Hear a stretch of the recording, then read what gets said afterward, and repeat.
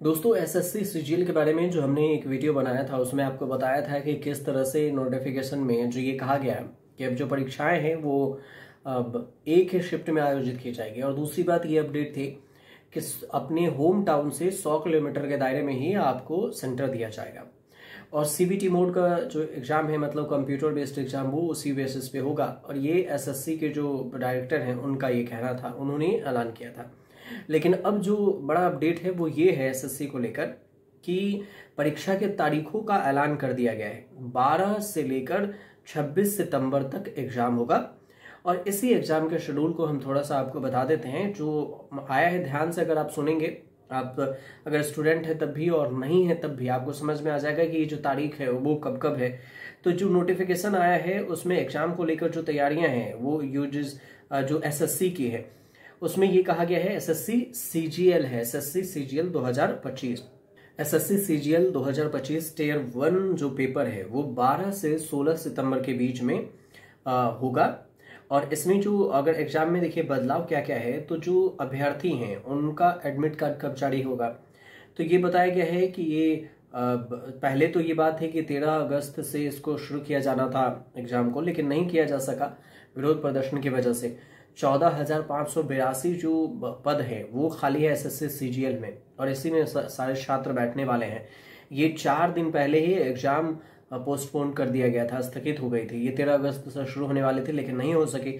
24 जुलाई से 1 अगस्त तक SSC phase 13 के एग्जाम में कई अभ्यर्थियों ने तकनीकी खराबी के भी शिकायत लगाए थे, जिसके विरोध भी हुआ था, आपने खबर में देखा भी हो।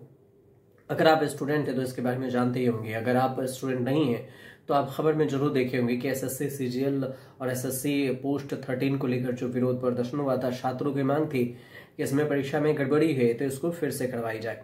तो जो पोस्ट 13 की परीक्षा थी वो 29 अगस्त को करवा दी गई दोबारा।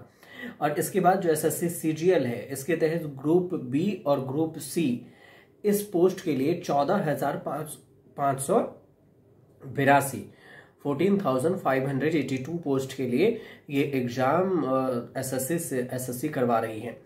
तो एक ही पाली में एग्जाम होना है, जैसा कि हमने आपको पहले भी बताया था। और ये एग्जाम सीबीटी मोड में होगा, मतलब कंप्यूटर बेस्ड ही एग्जाम होगा, पेन पेपर से नहीं होगा, तो ये भी ध्यान रखिए। और इसका जो कुल जो दिन है ये परीक्षा है वो 15 दिन की बात हुई है कि 15 दिन में एग्जाम का आयोजन होना है। और ये है 12 तारीख, 13 तारीख, 14 तारीख, 15 तारीख, 16 तारीख, 17 तारीख, 18, 19, 20 ऐसे लेकर 26 तक। और ये सारी परीक्षाएं एक ही पाली में होगी। इसमें है कि आयोजन जो आयोग है उसने ये फैसला लिया है कि एसएससी सीजीएल एग्जाम 2025 है, अभ्यर्थियों को उनके घर से 100 किलोमीटर की दूरी पर ही सेंटर दिया जाएगा। इससे ज्यादा दूर नहीं किया जाएगा, क्योंकि पहले आरोप ये लगे हैं कि 500 किलोमीटर दूर आप एग्जाम सेंटर दे देते हैं।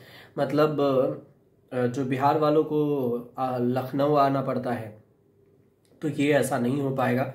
लखनऊ वाले को कर्नाटक एग्जाम सेंटर दे दिया गया था। तो ये सारी गलतियां थी जिसको एसएससी ने सुधारा है और इसकी जानकारी उन्होंने एसएससी ने बताई है।